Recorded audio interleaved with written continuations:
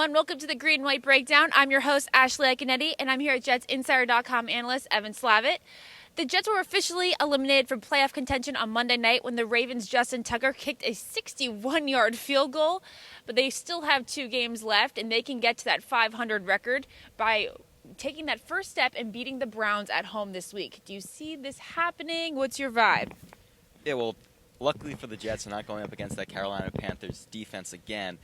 Now, while the Browns also have a good defense, they're top 10 in both pass and rush defense. They get after the quarterback. They have good pass rushers. They also struggle offensively, just like the Jets. These teams are almost mirror images of each other. And with the Jets having a good defense as well, I think this could be a low-scoring game. And with the way the offense has been trending the last couple of weeks, the Jets could have enough to be able to pull off this win. Yeah, speaking of the offense, a couple weeks ago we saw games where they could only score a single field goal. And now the past 2 weeks against the Raiders, they scored 37. And against the Panthers last week, who have a great defense, they scored 20. So do you think that the offense is finally starting to click? Yeah, I don't think we're going to see this offense be a juggernaut like the Saints. They just don't have the offensive personnel for that, but it's definitely improved. And like you said, impressive to score 20 points. And while it wasn't a close game, it wasn't a blowout against the Panthers, a good team on the road, a team that the Jets have struggled with recently.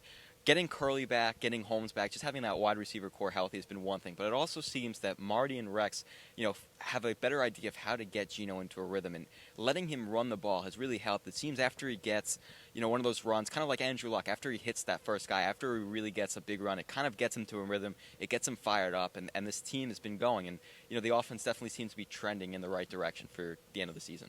So you're sounding pretty optimistic about Geno's performance maybe this week. Would you pick him for your fantasy player? Maybe if your fantasy fate is very similar to the Jets and the championship is not in your future.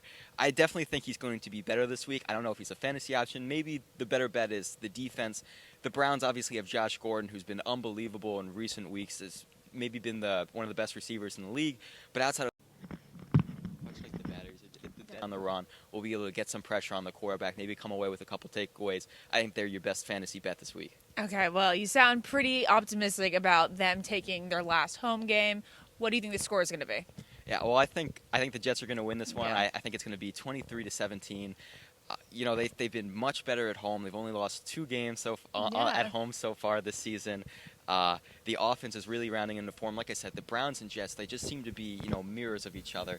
And while the Jets, they're kind of trending up, it doesn't, even with the fantastic performances that Josh Gordon has given them, the Browns have yet to see a victory so far this season. I think the Jets are going to be able to do just enough to take this win. Okay, thanks, Evan.